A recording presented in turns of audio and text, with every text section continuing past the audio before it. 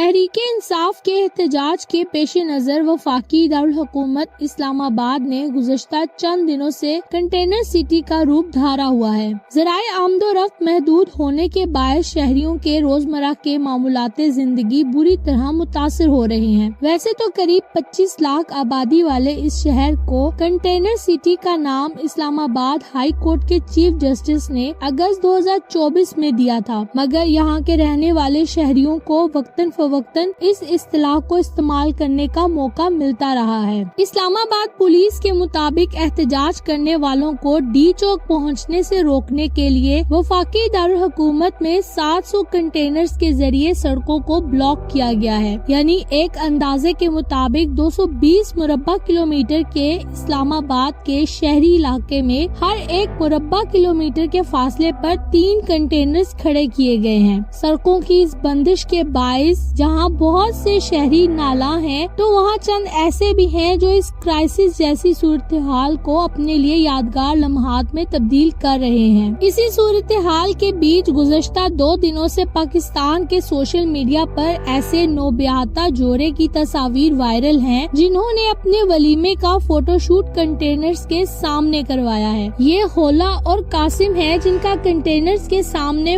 Shoot کروانے کا مشکل وقت میں لیا گیا فیصلہ اب سوشل میڈیا پر وائرل ہے۔ سوشل میڈیا پر یہ سوالات بڑی تیزی سے گردش کر رہے ہیں کہ آخر وہ کیا حالات تھے جس کے باعث انہیں کنٹینر کے سامنے پوز دینے پڑے، اور اس غیر معمولی فیصلے نے انہیں سوشل میڈیا پر کیسے کنٹینر کپل کا ٹائٹل دلوا دیا ہے۔ قاسم ایک کینیڈین کمپنی میں بطور بزنس ڈیولپمنٹ مینیجر کے طور پر کام کرتے ہیں، جبکہ خولا ایک اسکول ٹیچر ہیں جن کی حال ہی میں شادی ہوئی ہے۔ خولا بتاتی ہیں کہ ہماری مہندی، بارات اور ولیمہ یعنی تینوں فنکشن اسلام آباد میں ہونا تھے، مگر موجودہ صورتحال کے باعث مہندی کی تقریب کو جلدی ختم کرنا پڑا۔ بارات کے روز جس جگہ یہ ویڈنگ شوٹ ہونا تھا، ہم راستے بند ہونے کی وجہ سے وہاں بھی نہیں پہنچ سکے، چنانچہ ہم نے بارات کا شوٹ اپنے ایک دوست کے ڈرائنگ روم اور باغیچے میں کیا۔ اگلے روز جب ہمارا ولیمہ تھا تو کچھ سمجھ نہیں آ رہی تھی۔ وہ بتاتی ہیں کہ آپ قدرتی طور پر اپنی شادی کے بارے میں سوچتے ہیں کہ مہندی کا شوٹ یہاں ہو،